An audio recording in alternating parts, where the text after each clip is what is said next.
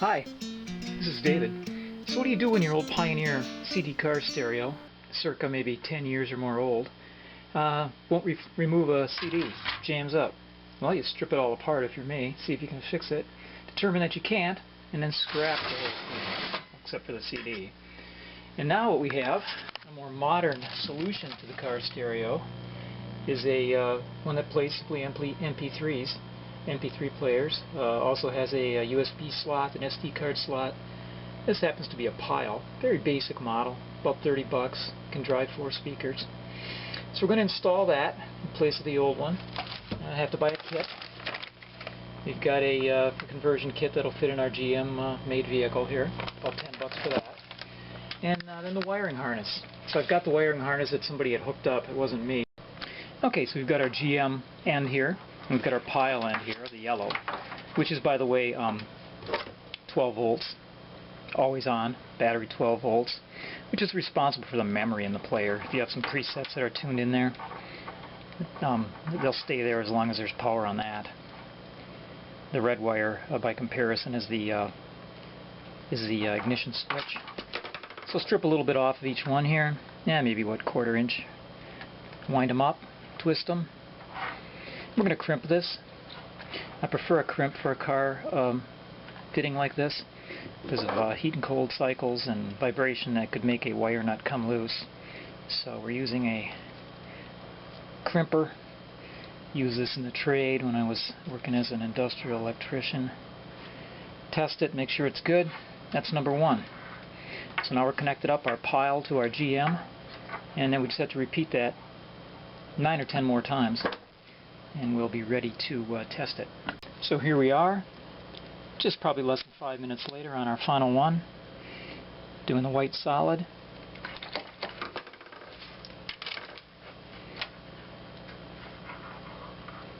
Like I said, this doesn't take long.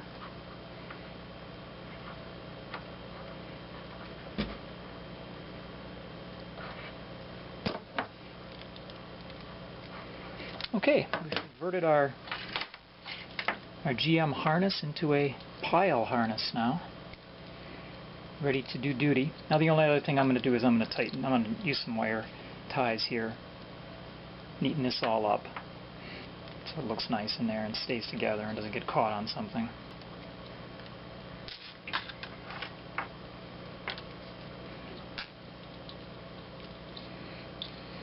You could put more if you want, but enough's enough. So no worries as far as plugging it in. It is keyed, so there's no way you can get the power on the speakers, or vice versa.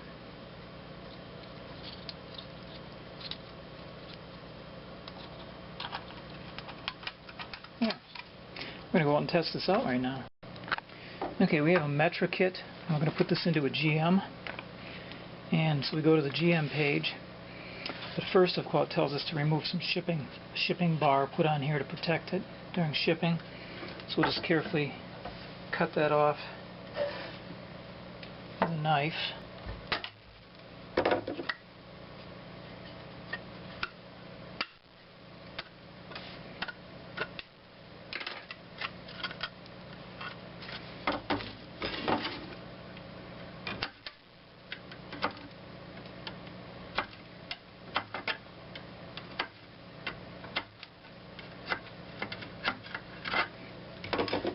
And the instructions tell us to go to a certain kit, which there are 3 different ones. Bracket assemblies. Bracket set B. There's A there, there's C, this is B. And now we got to figure out how to fit these onto this housing. It's called radio housing. So what we're going to do now is just have a kind of test fit this. So we've got the dash already loose. I haven't been able to figure out a way to completely get it out of this car, so we're just going to work around it.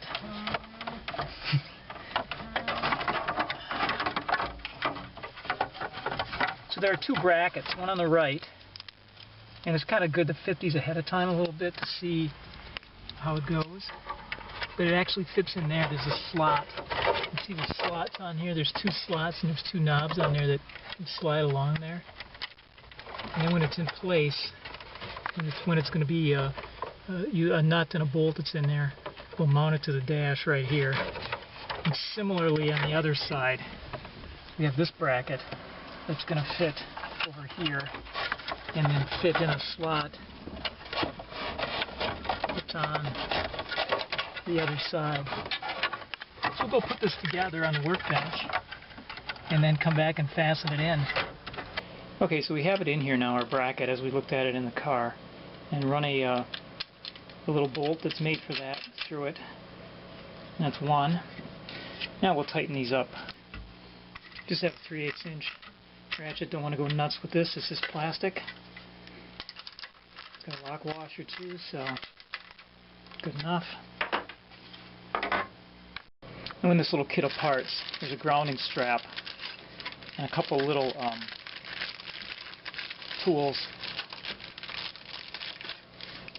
that are used to separate the sleeve, which mounts in after this player is sitting in the dash.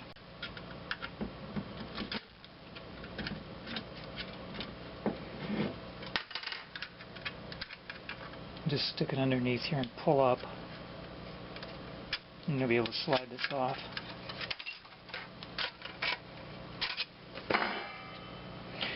And that'll come back on later on. Okay, we're ready to mount this into our radio housing now. Slide it in there. Now this is where the sleeve goes over.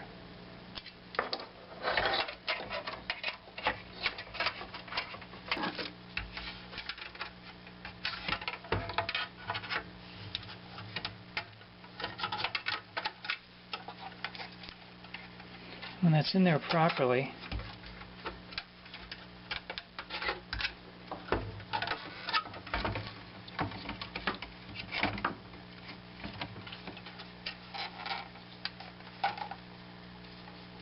not quite seated on one side here.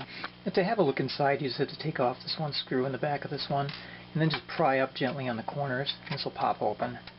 So I wanted to do this to have a look and make sure I had good clearance. Decided to use the factory holes that are in here in the side of this car stereo. And I took the cover off just to show you that there's plenty of room, and especially if you use the top ones. See these two top ones right here? There's a board here, but there's no way you're going to touch it. You could have a 6-inch long sheet metal screw in there and you aren't going to hit it. Okay, on this stereo there's already a hole that lines up with this one on the mounting, the radio mount here. Now if you can see it, but this one right here will go right through, so I'm just going to put a sheet metal screw through there. Okay, so here we are with our sheet metal screw.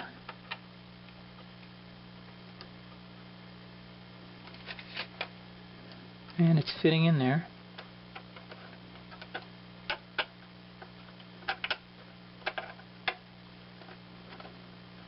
Okay, I'm going to do the same on the other side. And I believe we're going to have a very nice mount.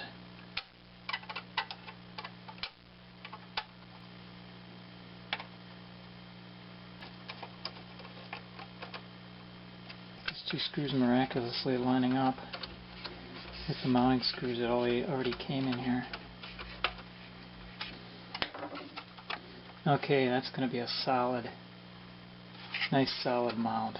Okay, one more part of a good car stereo mounting is the ground strap, and we're just going to put this on fairly loosely for now. Okay, one thing I want to point out, because of tight clearance in here, I had to move this screw around. I had this little nut and bolt the other way with the threads out and caught inside here, so it didn't fit.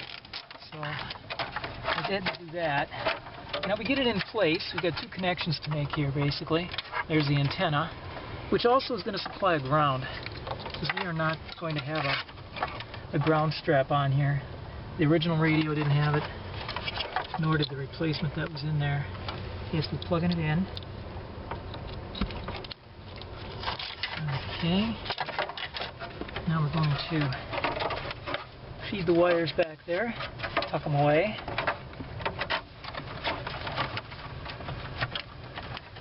And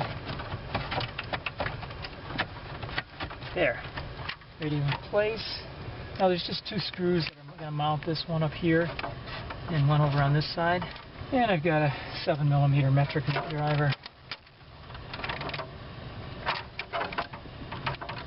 This car presents a bit of a challenge, because I have to move the gear stick in order to get this cover, this dash cover here, in order to get it back far enough. Now, looks like we have some power.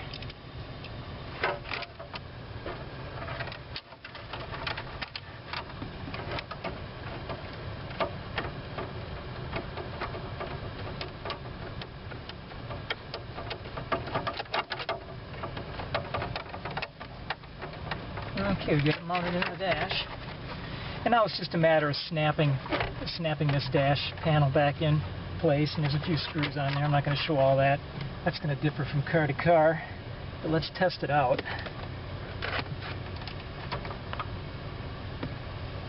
You can figure out how to get it into MP3 mode.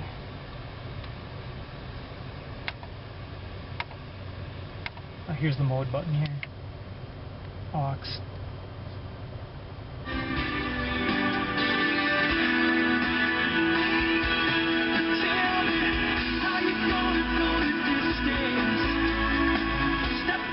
Okay, looks like we've got a good installation here. Thanks for watching this video.